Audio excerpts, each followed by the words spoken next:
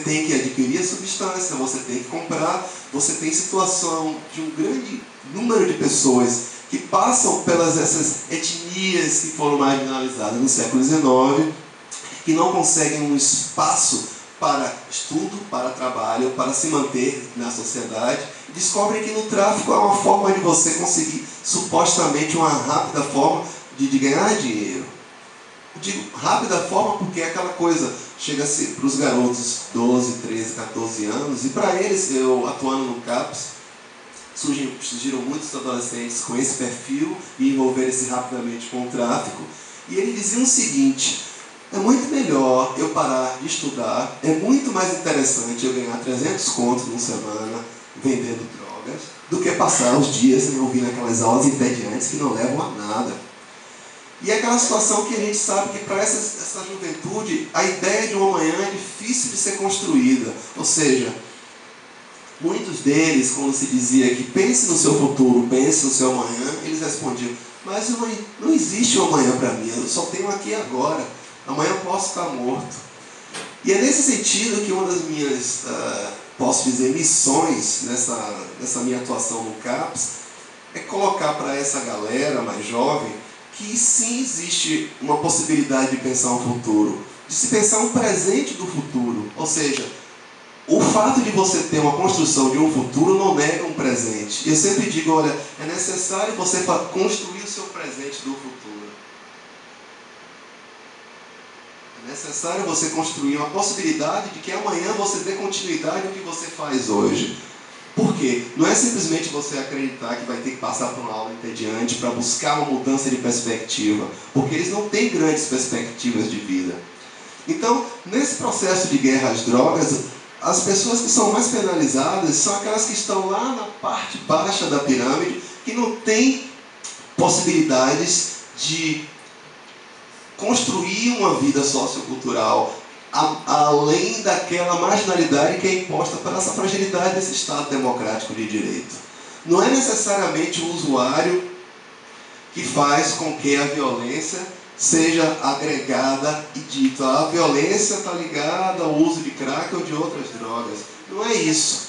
É uma estrutura ou falta de estrutura que é negada pelo próprio Estado quando diz que a nossa culpa não existe, a culpa é deles, a culpa é daquela substância, ou é da perna de crack, ou é do ox.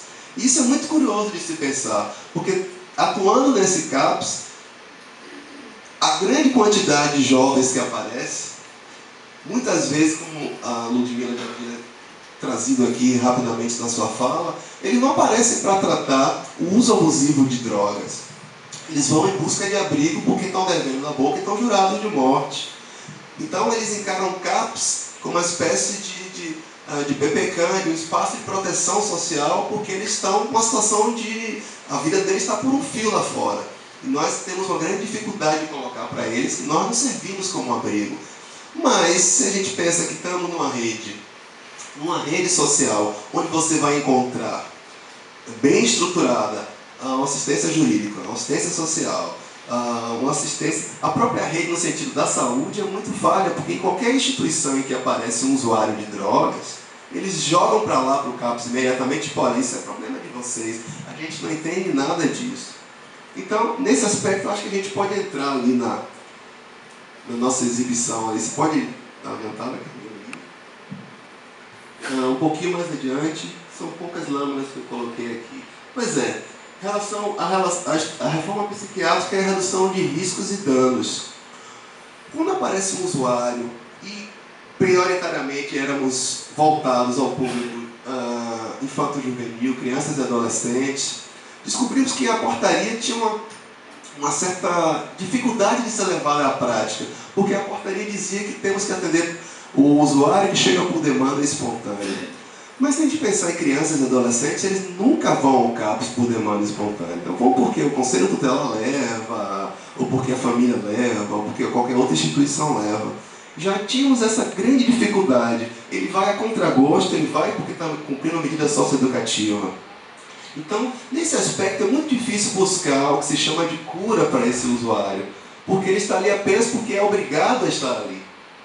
Nós ampliamos o nosso público-alvo para o público adulto. E sim, quando temos um público adulto, encontramos pessoas que vão por demanda espontânea, já passaram por uma situação de vida em que eles podem ter suas reflexões sobre a realidade, e aí sim, eles vão em busca de o que pode se chamar cura.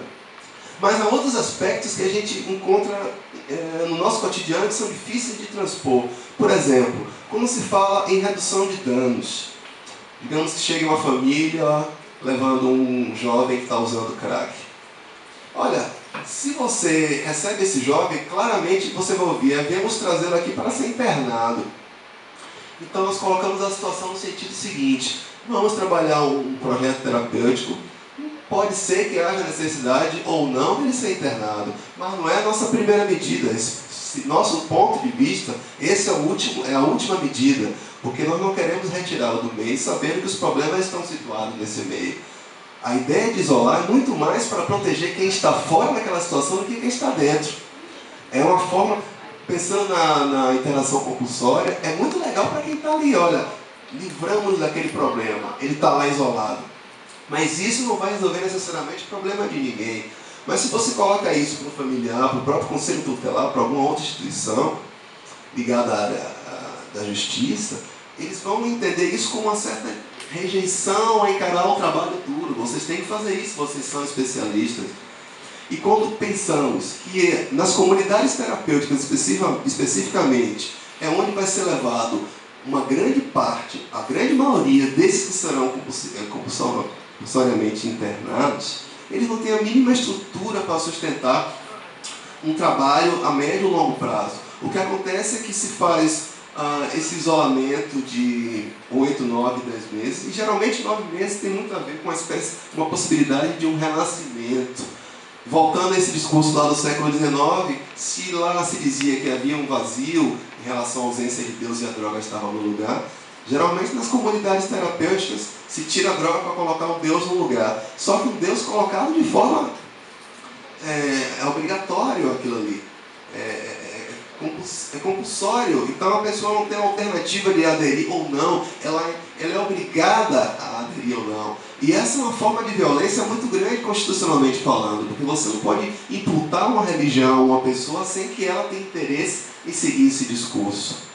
Uma outra questão que no nosso caso é muito complicada ao tratarmos no nosso contexto social sobre a relação do usuário de drogas é a abstinência e redução de danos. Porque quando você pensa na redução de danos, geralmente a ideia da internação está ligada à abstinência. E nem todos os usuários buscam a abstinência, querem reduzir seus danos.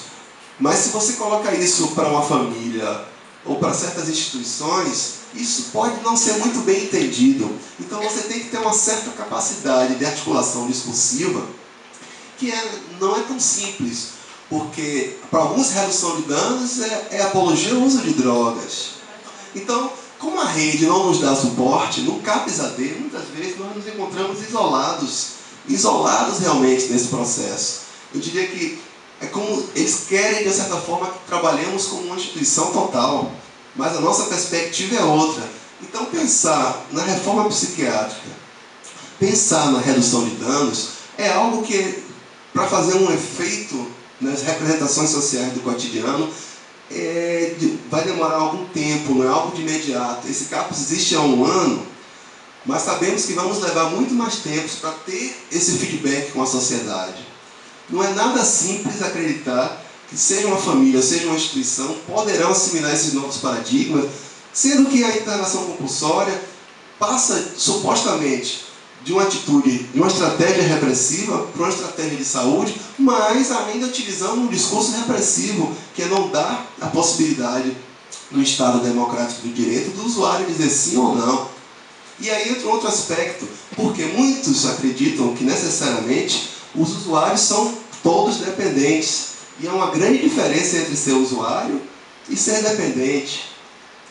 Necessariamente, grande maioria dos usuários não se torna dependente.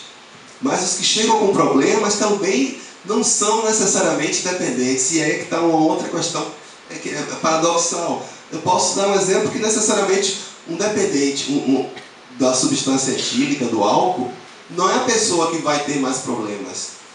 Como assim? Quer dizer, uma pessoa que tem uma relação de dependência com o